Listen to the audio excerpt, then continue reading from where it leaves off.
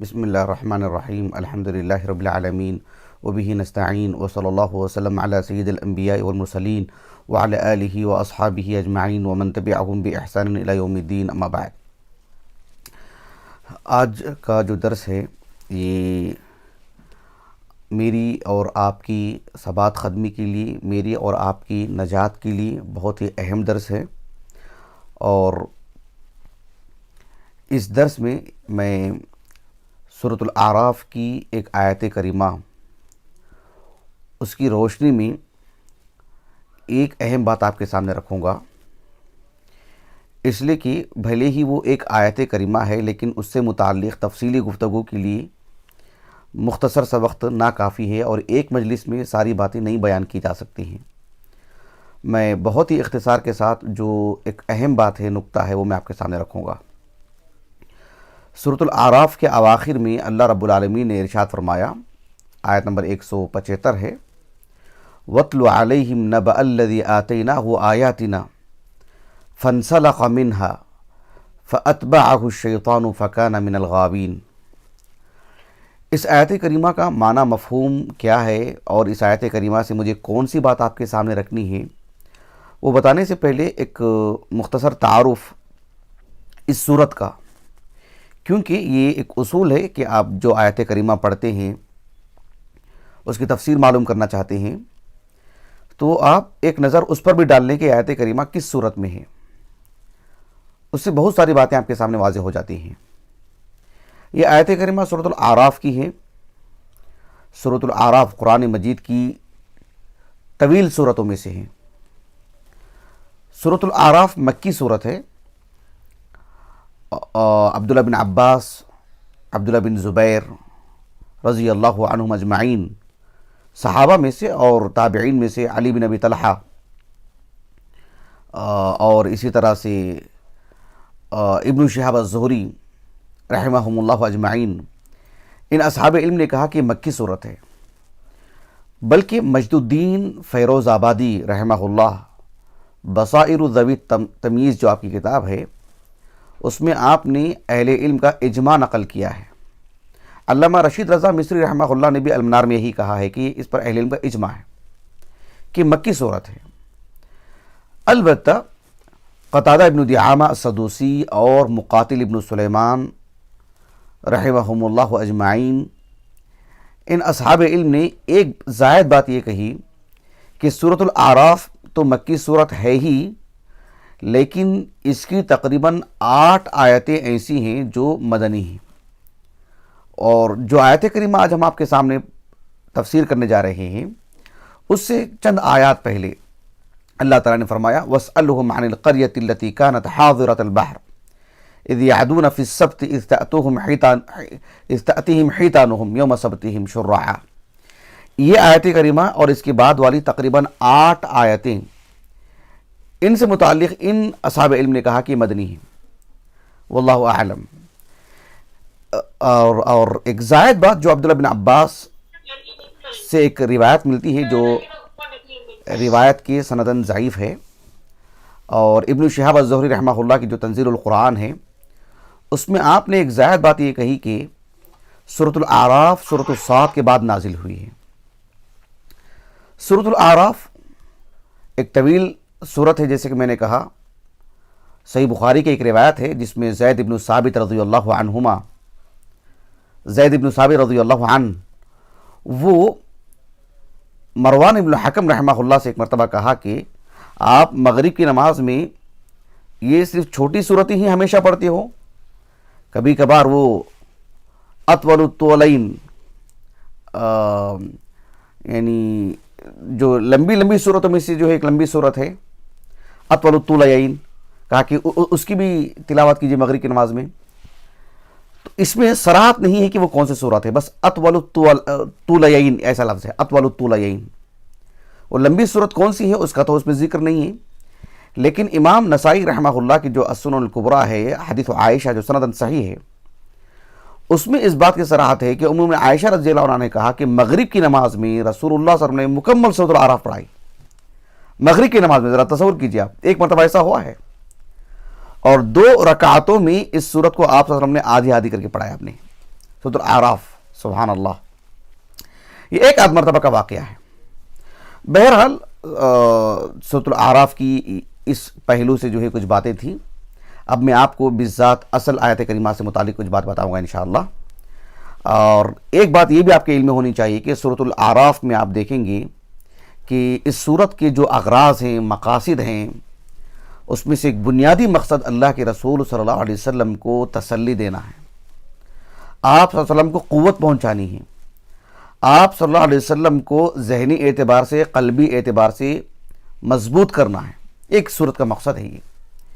اس صورت کا ایک اور بنیادی مقصد یہ ہے کہ انسان کو اللہ سبحانہ و تعالیٰ نے اس دنیا میں بھیجنے سے پہلے اس سے جو عہد لیے ہے نا، الستو بربکم، اس کی یاد دہانی ہے اس صورت کے اندر. وہ مقصود ہے اس صورت کا. اس صورت کا ایک اور مقصود یہ بھی ہے، ایک غرض یہ بھی ہے کہ انسان کو اس کی ولادت سے لے کر کے قیامت کے احوال تک کے اس کے جتنے بھی مراحل ہیں، جو اس کی زندگی ہے، مکمل طور پر اس کی زندگی پر گفتگو کی گئی ہے. یہ اللہ سبحانہ و تعالیٰ کے کلام ہونے کی دلیل ہے.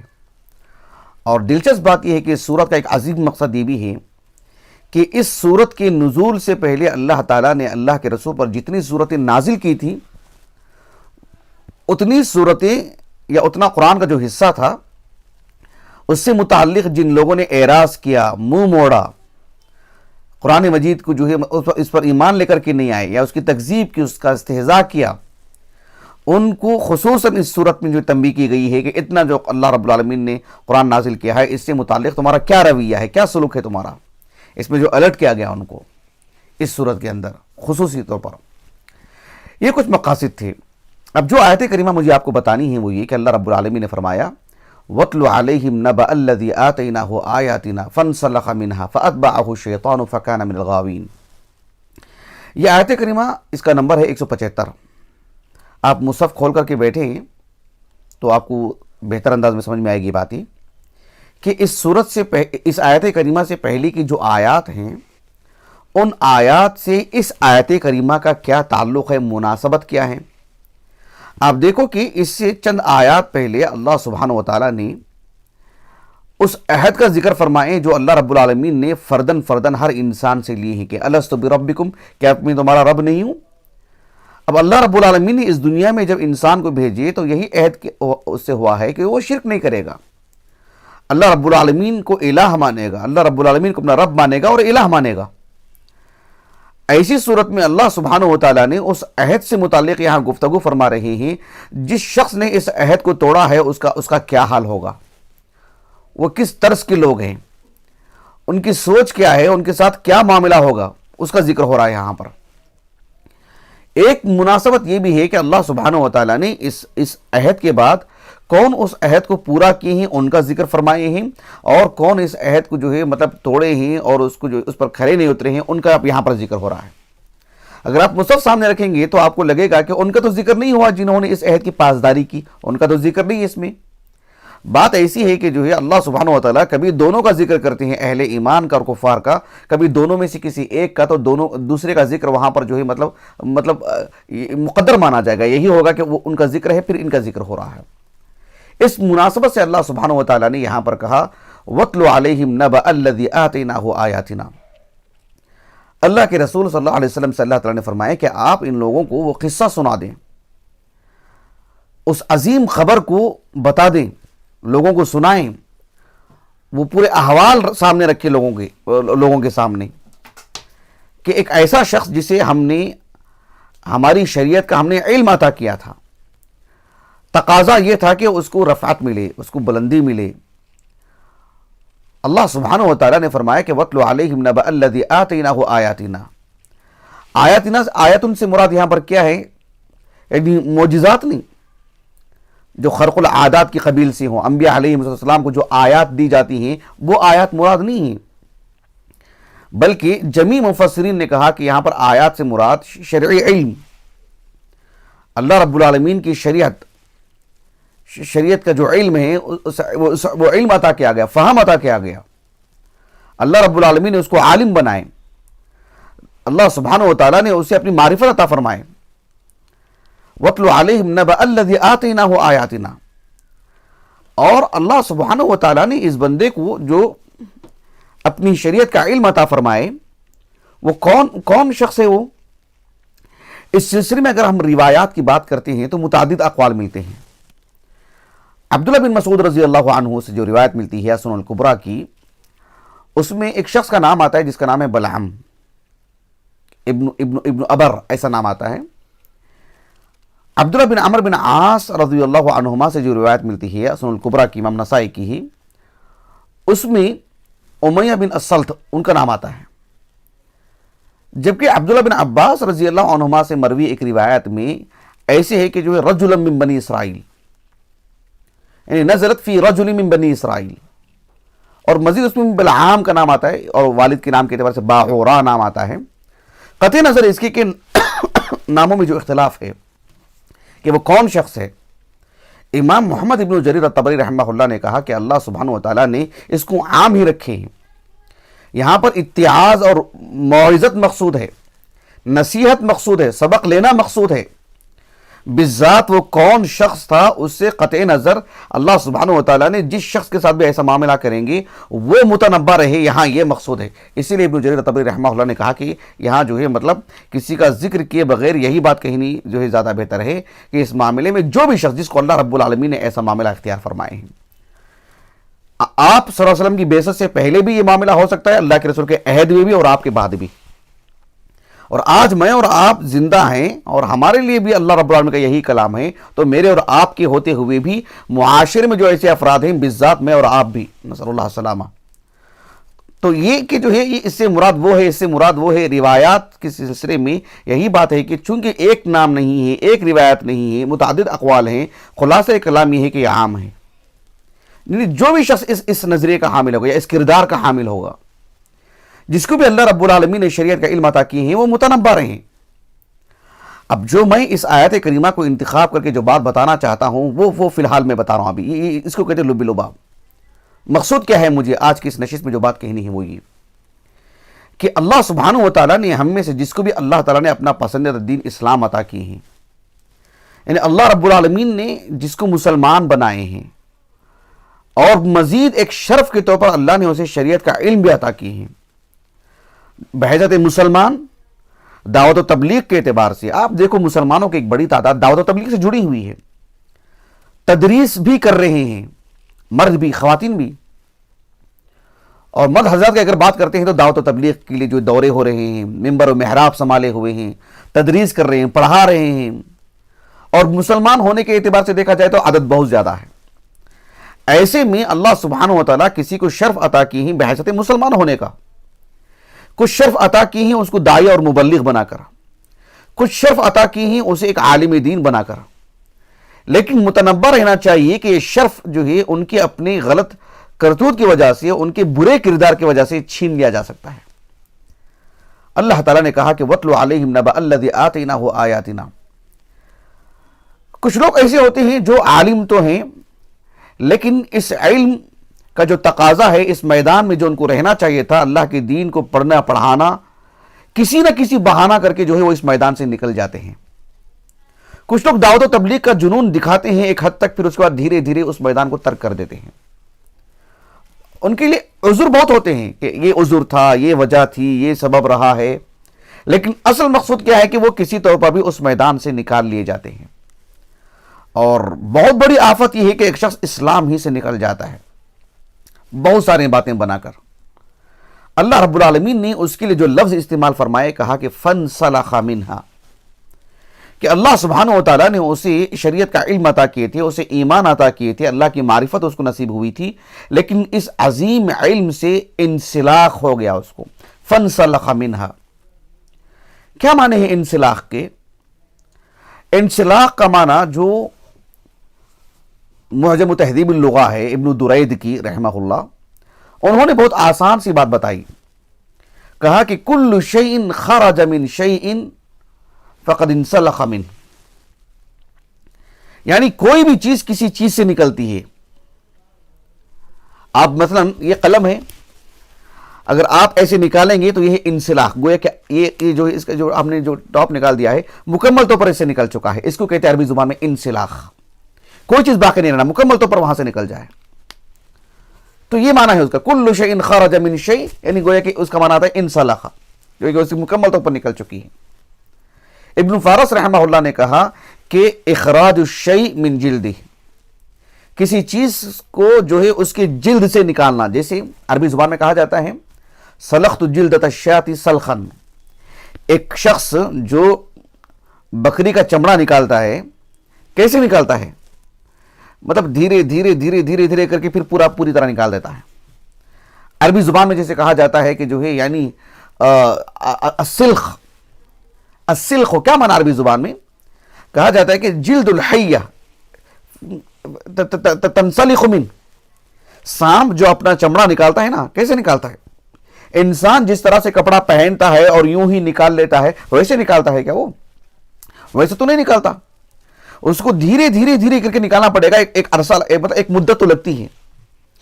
بکری کا جو چمڑا نکالتے ہیں وہ بھی ایسے بھی نہیں کہ جیسے انسان سے کوئی چیز نکال دے رہے ہیں, آپ کپڑا نکال دے رہے ہیں, جیسے آپ نے ایسے کر دیا, مطلب قلم ایسے نکال دیا ٹاپ سے, ایسا تو نہیں ہوگا نا. ظاہر بات ہے اس کے ایک سلیقہ ہے اور پھر ایک مدت لگتی ہے, ایک عرصہ لگتا ہے. کتنی مدت رہی ہو, آسان تو نہیں ہے کہ جو یوں ہی نکال لیں آپ, جیسے سانپ کا چمڑا جو سانپ اپنے سے نکل کے آتا ہے. تو اس میں بنیادی بات یہ ہے سبحان اللہ کہ ایک شخص ایسا نہیں ہے کہ آج اسے سند ملی, آج وہ پڑھانے کے لیے بیٹھ گیا, آج اس نے محراب سنبھال لیا, آج وہ کہتا ہے کہ میں الحمدللہ میں مسلمان ہوں, الحمدللہ میں عالم ہوں, الحمدللہ میں داعی ہوں, مبلغ ہوں.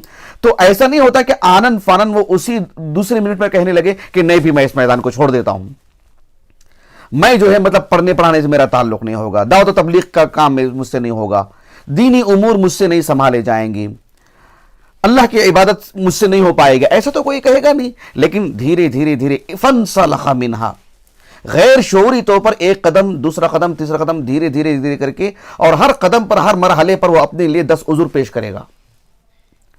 کل تک آپ پڑھنے کے لیے آتے تھے, آج کیوں نہیں آ رہے آپ پڑھنے کے لیے؟ ایک عذر ہوگا, دوسرے دن دوسرا عذر ہوگا, پھر ایک اور عذر ہوگا, پھر دھیرے دھیرے جو جنون دکھائے تھے ایک طالب علم نے 10 دن آ کر کے, اس کے بعد سے وہ نہیں نظر آتے ہیں وہاں پر. کیوں؟ فانسلخ منہا, انسلاخ کا لفظ استعمال کیا اللہ رب العالمین نے, کہ وہ ایسے نکلے گا جیسے کہ جو ہے مطلب سانپ اپنے چمڑے سے نکل کے آتا ہے. سبحان اللہ. اسی لیے اہل علم نے کہا کہ فانسلخ منہا کہہ کر کے اللہ رب العالمین نے یہ بات بیان فرمائے کہ انسلاخ کا مطلب یہ ہوتا ہے کہ سانپ کا اپنے چمڑے سے نکلنا. اہل عرب یہی استعمال کرتے ہیں. تو سانپ جو اندر موجود ہے, اس کے اوپر کا جو چمڑا ہے وہ تو ظاہر ہے, اندر تو اس کا باطن ہے, اور پھر وہ اپنے ظاہر کو کبھی بھی نکال دے رہا ہے.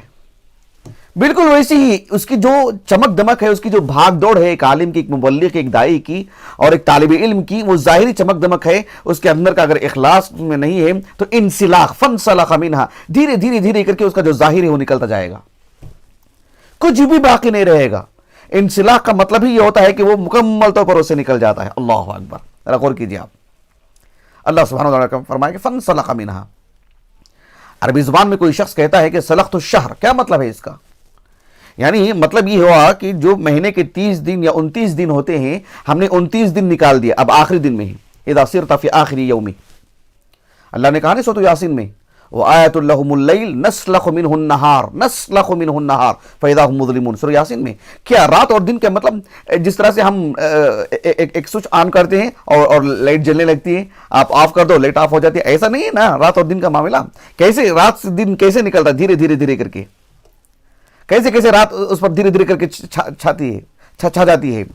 کہا کہ نسلخ منہ النہار فاذا هم مظلمون, دن کو دھیرے دھیرے دھیرے دھیرے کر کے نکالا جاتا ہے, دھیرے دھیرے جو رات آتی ہے, فاذا هم مظلمون. تو یہ ہم دیکھتے ہیں معاشرے میں کہ بڑی تعداد میں لوگ, جب آپ دیکھیں, آپ بولیے کہ جو ہے ہم قرآن کی تفسیر کرنے بیٹھ رہے ہیں, ہم آپ کو یہ حدیث پڑھانے کے لیے بیٹھ رہے ہیں, ہم آپ کو قرآن مجید کی خاطر عربی زبان سکھا رہے ہیں, پوری مسجد بھر جاتی ہے, پورا حال بھر جاتا ہے, اور پہلے دن تو بڑی خوشی نظر آتی ہے. لیکن دیکھو دھیرے دھیرے ایک ایک شخص کر کے نکل جاتا ہے, لیکن اس کے پاس پیچھے 10 عذر رہتے ہیں, 10 اسباب رہتے ہیں. اصل مقصود کیا ہے؟ اللہ رب العالمین نے اس کو اس میدان میں نہیں رکھے ہیں, لیکن وہ ایسے ہی نہیں نکلے گا وہ, لیکن فانسلخ منہا, دھیرے دھیرے کر کے نکلے گا وہ, بالآخر نکل جائے گا. اور کسی دن مدرس بھی نکل جائے گا, نسأل اللہ السلامہ, طالب علم رہ جائے گا, مدرس نکل جائے گا, یہ بھی ہو سکتا ہے. داعی اور مبلغ میدان چھوڑ کے چلا جاتا ہے. ہم دیکھتے ہیں معاشرے میں کچھ لوگ اسلام ہی کی چادر نکال دیتے ہیں اپنے اوپر سے. اس سلسلے میں ایک حدیث مبارکہ ہے بہت ہی غور طلب، جسے امام ابو بکر احمد ابن عمرو البزار رحمہ اللہ اپنی مسند میں، حافظ ابو حاتم ابن حبان رحمہ اللہ اپنے الصحیح میں، مسند ابی اعلی میں بھی یہ حدیث موجود ہے، جیسے کہ ابن کثیر نے تفسیر میں کہا رحمہ اللہ، دیگر حدیث کی کتابوں میں بھی ہے، امام طحاوی رحمہ اللہ کی شرح مشکل الآثار میں، اور خود امام بزار نے اس حدیث کو حسن کہا ہے. حافظ ابن کثیر رحمہ اللہ نے بھی اس حدیث کی تحسین کی طرف اپنے میلان کا اظہار کیا ہے. شیخ البانی رحمہ اللہ نے بھی الصحیحہ میں غالباً 7ویں جلد میں اس حدیث کو حسن کہے ہیں. حذیفہ بن الیمان رضی اللہ عنہ کہتے ہیں کہ اللہ کے رسول صلی اللہ علیہ وسلم نے فرمایا کہ انما اتخوف علیکم، کہا کہ میں تم میں سے کسی شخص سے متعلق جو ڈرتا ہونا، خوف کھاتا ہونا، میں کہا کہ وہ کون شخص ہے جس سے متعلق مجھے ایک طرح کا خوف ہے، میں ایک طرح سے ڈر محسوس کرتا ہوں کہ بھئی اس آدمی سے متعلق وہ کون شخص ہے؟ کہا کہ رجلا قرأ القرآن، وہ آدمی جو قرآن مجید پڑھتا ہے. قرآن مجید پڑھنے سے مراد صرف یہاں پر مصحف کھول کر کے ناظرہ پڑھنا وہ مراد نہیں ہے. قرآن پڑھنا، اس کا معنی مفہوم جاننا، اور اس کے اندر جو ہے ابتدا سے لے کر کے انتہا تک فرد کی بات الگ ہے. کوئی بالکل ہی نورانی قاعدہ اٹھا کر کے بالکل بچہ پڑھتا ہوگا اور کوئی بہت بڑا عالم دین بن گیا ہوگا، یہی مقصود اس میں بہت وسعت ہے. کہا کہ رجلا قرأ القرآن، یعنی ایک وہ آدمی جو پڑھتا تو قرآن پڑھ رہا ہے، مطلب عالم دین بننے جا رہا ہے، ایک مرحلہ کر کے.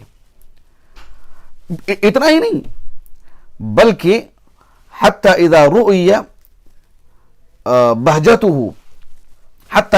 علیہ بہجتہ، قرآن مجید پڑھتے پڑھتے اس کے اندر ایک رونق ہوتی ہے، اس کے لباس میں، اس کے چہرے میں، اس کے گفتگو میں، اس کے میل جول میں، لگتا ہے کہ بھئی یہ تو صاحب علم ہے، صاحب خلق ہے. اس راہ پہ وہ چلتے رہتے ہیں. لیکن ہوتا کیا ہے؟ اللہ کے رسول نے کہا، یہ تو صحیح ابن حبان کے الفاظ میں ابھی آپ کو سنانے جا رہا ہوں.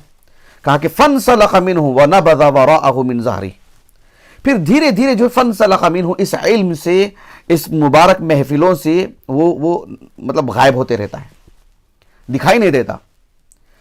طالب علم ہے، پڑھنا چھوڑ دیتا ہے دھیرے دھیرے کر کے، کبھی 2 دن غائب، کبھی 3 دن غائب، کبھی ایسے. کبھی پڑھانے والا شخص بہت سارے عذر پیش کر کے پڑھا نہیں رہا ہے، دعوت و تبلیغ کا جنون دکھانے والا وہ دکھائی نہیں دے رہا ہے، اپنا نام نہیں لکھوا رہا ہے، وہ آ نہیں رہا ہے آگے. بہت ساری امور دھیرے دھیرے کر کے فَانْسَلَخَ مِنْهُ، کہا کہ وَنَبَذَ وَرَاءَهُ مِنْ ظَهْرِهِ، اور پھر یہ ساری چیزوں کو پیچھے ڈال کے رکھ دیتا ہے، چھوڑ دیتا ہے، کلی طور پر چھوڑ دیتا ہے. کہا کہ مجھے ایسے شخص سے بہت ڈر ہے، ایسے شخص سے متعلق میں خوف کھاتا ہوں. کہ اللہ کے رسول نے یہ حدیث سند صحیح ہے. اس سے اندازہ لگائیے کہ کتنی خطورت ہے اس میں، سبحان اللہ العظیم. اللہ سبحانہ وتعالی نے فرمایا کہ وَاتْلُ عَلَيْهِمْ نَبَأَ الَّذِي آتَيْنَاهُ آيَاتِنَا فَانْسَلَخَ مِنْهَا. یہ انسلاخ یہ بہت اہم چیز ہے. آپ معاشرے میں دیکھو کہ انسلاخ بہت اہم چیز ہے، بہت اہم چیز ہے. اللہ تعالیٰ ہمیں ثبات خود میں عطا فرمائے. فَانْسَلَخَ مِنْهَا، اور اس کے بعد کیا ہوگا؟ اللہ نے کیا فرمایا؟ فَتَبِعَهُ الشَّيْطَانُ، ایسا نہیں کہا اللہ رب العالمین نے، فَأَتْبَعَهُ الشَّيْطَانُ، تَبِعَهُ نہیں کہا. یعنی مقصد کیا ہے اس میں؟ یعنی شیطان جب دیکھتا ہے کہ یہ شخص جو کل کے دن اس میدان پر قائم تھا، آج اس میدان کو جو چھوڑ رہا ہے یا دھیرے دھیرے کر کے چھوڑ رہا ہے اور مکمل طور پر چھوڑ دیتا ہے، تو کیا ہوگا کہ تبعہ کے اندر جو معنی آتا ہے اس سے کہیں زیادہ قوی معنی اتبع میں آتا ہے، باب افعال سے، ثلاثی مجرد سے کہیں زیادہ قوی معنی جو ہے مطلب ثلاثی مزیدی میں آتا ہے کہ فَأَتْبَعَهُ الشَّيْطَانُ. اور شیطان علف اور افتراس، یعنی گویا کہ مطلب جو کہ شیر جو شکار کے لیے بیٹھا ہوا ہے اور اس کے سامنے سے کوئی بکری یا ہرن یا اس جیسا کوئی جانور جو ہے مطلب اچانک اس کو تنہا مل چکا ہے اور پھر کوئی مسئلہ نہیں، اور پھر کس رفتار سے جا کر کے حملہ کرتا ہے اس پر. ایسا تو نہیں ہے کہ شیر جو مطلب برابر ان کے قافلے میں گھس کے جا کے شکار کر کے لاتا. ہم ٹیلی ویژن میں بھی دیکھتے ہیں ان سب چیزوں کو، مطلب کتنا طاق میں بیٹھا رہتا ہے، کتنا چھپ کر کے دیکھتے رہتا ہے. جب مکمل طور پر دھیرے دھیرے وہ الگ ہو جاتا ہے یا جو ہے مطلب اپنی جو ہے اپنے ہم جنس سے وہ نکل جاتا ہے، تو اچانک اس پر حملہ کر بیٹھتا ہے اور اپنا لقمہ بنا لیتا ہے. تو کہا کہ فَأَتْبَعَهُ الشَّيْطَانُ، تَبِعَ کے مقابل اتبع کے اندر بہت قوی، بہت گہرا اور بہت ٹھوس مضبوط معنی آتا ہے، یعنی مکمل طور پر جکڑ لیتا ہے اس کو. فَأَتْبَعَهُ الشَّيْطَانُ. اچھا اب نتیجہ کیا ہے؟ کہا کہ فَكَانَ مِنَ الْغَاوِينَ. الغاوین یعنی الضالین، الحالکین. عربی زبان میں غوا، غوا کے معنی کیا ہے؟ یعنی خلاف الرشد. اللہ نے کہا نہیں لا اکراہ فی الدین قد تبین الرشد من الغی. الرشد یہ غی کے مقابل ہے، الغی الرشد کے مقابل ہے. ما ضل صاحبکم وما غوا. غوا اس کا تعلق جو ہے نا علم سے ہوتا ہے. یعنی اللہ رب العالمین نے اللہ سبحانہ و تعالیٰ کی دین کی معرفت دی، علم عطا کیا، شعور عطا کیا، احساس اس کے اندر موجود ہے، لیکن یہ چیز دھیرے دھیرے ختم ہوتی ہے. یہ چیز دھیرے دھیرے آنن فانن یوں ہی ختم نہیں ہوتی. یہ چیز ایسا نہیں ہوتا ہے کہ آج ایک شخص درس دے رہا ہے کل کے دن اچانک غائب ہے، ایسا نہیں ہوتا. وہ بہت سارے مالیات کے مسائل بیان کرے گا. نہیں میں مالی اعتبار سے کمزور ہوں، نہیں میں جو مریض ہوں، نہیں میرے گھر کے ایسے حالات ہیں، نہیں یہاں کی یہ جو ہم عذریں جو پیش کرتے رہتے ہیں، سامنے والے کو لگتا ہے کہ ہاں اس کے لیے واقعتاً ایک عذر ہے. دراصل یہ عذر نہیں ہے، حقیقت میں کیا ہے؟ یہ انسلاخ ہو رہا ہے. اللہ تعالیٰ حفاظت فرمائے. اسی لیے آپ دیکھو صحابہ کو، تابعین کو، تابع تابعین کو، جن کو بھی اللہ رب العالمین نے اس میدان میں قائم رکھے ہیں، جن کا انتقال ہو چکا ہے، ان کی زندگیاں پڑھ کر کے دیکھو، کیا ان کی زندگیوں میں ہمیشہ آسانیاں تھیں؟ کیا ان کی زندگیوں میں مالی پریشانی نہیں تھی؟ جسمانی پریشانی نہیں تھی؟ امراض نہیں تھے؟ ان کو گھریلو پریشانیاں نہیں تھیں؟ ان کو ان کی بیوی بچوں سے متعلق کوئی مسئلہ نہیں تھا؟ ان کی بیوی سے متعلق نہیں تھا؟ ان کے ماں باپ سے متعلق نہیں تھا؟ کسی کو کچھ رہا ہے. حالات بھی پرخطر رہے ہیں. کبھی کبھار عمرا اور ملوک کی طرف سے بھی وہ ستائے گئے ہیں. بہت کچھ ان کے ساتھ ہوا ہے، لیکن ان کی وفات کس اعتبار سے ہوئی ہے وہ اصل چیز ہے. یعنی ان کے مقابل کچھ ایسے بھی افراد رہے ہیں جن کے لیے ذرا سی دو چیزیں کچھ آ گئی زندگی میں، دھیرے دھیرے کر کے میدان چھوڑ دیے، لیکن آنن فنن نہیں چھوڑے. وہ بھی کہا کہ فَانْسَلَخَ مِنْهَا. یہ جو لفظ ہے یہ دل کی آنکھیں کھول دینے والا لفظ ہے. سبحان اللہ. میں نے اس آیت کریمہ سے بالذات اس ایک نقطے کو ہی رکھ کر کے میں نے بات بتائی ہے، ورنہ اس آیت کریمہ سے متعلق جو ہے ایک مکمل درس کی جو ہماری تفسیر چلتی ہے اس نہج پہ اگر ہم بولنا چاہیں تو اس میں مزید بہت ساری باتیں ہیں. لیکن واضح و نصیحت کے لیے اس آیت کریمہ سے متعلق آج کی محفل میں، آج کی اس نشست میں جو ہے اتنی باتیں کافی ہیں. اب اس کی بعد والی جو آیت کریمہ ہے جو اسی سے جڑی ہوئی ہے اور اس میں اس کا مکمل جو تتمہ ہے، اس کا مکمل تعارف ہے، اس آدمی کی حیثیت کیا ہو جاتی ہے اس کا ذکر ہے. لیکن میں واللہ کہہ رہا ہوں کہ اس سے متعلق جو ہے یعنی آسان نہیں ہے کہ جو ہے فی الحال تو اس مجلس میں اس کو اس آیت کریمہ کو بھی جوڑ دوں، لیکن جو ہے کم از کم وہ بتانے کے لیے مستقل ایک مجلس چاہیے اور طویل مجلس چاہیے، اور اللہ تعالیٰ اس کے ہمیں توفیق عطا فرمائے. انشاءاللہ میرا ارادہ ہے کہ ہم اس پر کبھی روشنی ڈالیں گے انشاءاللہ. اللہ تعالیٰ سے دعا ہے کہ اللہ تعالیٰ جو ہے ہم جس مقصد کے لیے یہاں جمع ہوئے ہیں اور یعنی مینگلور سے جو ام فاطمہ ہیں ان کی وساطت سے جو درس منعقد ہوا ہے، اللہ تعالیٰ ان کو اجر عظیم سے نوازیں. ان کے کہنے پر جو ہے ہم یہ درس دے رہے ہیں.